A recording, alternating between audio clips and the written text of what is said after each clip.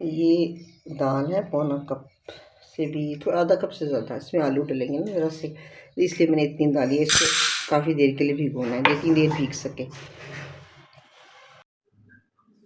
दाल 2-2.5 घंटे मैंने भिगो ली थी। अब ये फूल गई। अब इसमें एक आलू डाल के इसको उबालना है यहाँ तक कि पानी खुश्क हो जाए और दाल गल जाए। अब ये ना दाल भी मैंने पीस ली है और साथ आलू भी, और इसमें नमक मिर्ची ठीक थी। अब ये इसमें मैंने गरम मसाला डाल दिया। अच्छा, अब इसके साथ ना ये या तो आप 1 चमची चाट मसाला डाल दें, या ये आधी नींबू का रस बहुत है।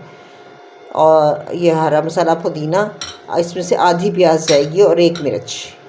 तो ये काट के डाल के मिक्स करना है। और 2 चम्मच या 1 चम्मच आटा, सादा आटा, ब्रेड क्रम्स है तो वो 1 चम्मच, नहीं तो ये सादा आटा डाल के मिक्स करना है। ये एक चम्मच और आधा चम्मच, और बस ये 1 चम्मच भी काफ़ी है इसके लिए, आटा डाल के। और इसको ना बहुत अच्छी तरह ये मिक्स करना है। हाथ से ज़्यादा अच्छा मिक्स हो जाता है, हाथ से इसको अच्छी तरह मिक्स करना है। और फिर इसकी ना कबाब बनाने और तल लेने हैं। ये असल में जिन लोगों का ना ब्लड प्रेशर हाई होता है तो उनको यूरिनेशन बहुत ज़्यादा होती है, उससे उनका पोटाशियम कम हो जाता है। अब पोटाशियम जो है ना कुदरती तौर पे पूरा करेंगे ना 25 ग़िज़ाएँ हैं, और उस 25 में से ये एक मसूर की दाल भी है। तो मसूर की दाल हर घर में होती है। अब रोज़ मसूर की दाल तो नहीं खाई जाती, तो उसके ये कि कबाब बना लें। अब मैंने आलू डाला है, इसमें आलू की जगह कोई सब्ज़ी भी डाल सकते हैं, जैसे जो पसंद हो, शिमला मिर्च, गाजर, बंद गोभी, कुछ भी डाल सकते हैं, और बाकी रेसिपी वही रहती है। तो जब आलू से दिल भर जाएगा तो कोई सब्ज़ी डाल लेंगे, पालक डाल लेंगे, कुछ भी डाल लेंगे, लेकिन थोड़ा।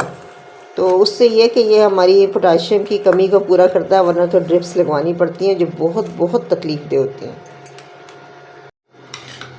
ये आधा कप मसूर की दाल और 1 आलू से तकरीबन 7 मीडियम साइज़ के कबाब तैयार हो गए। बस अब इन्हें तल के और फिर सर्व करते हैं।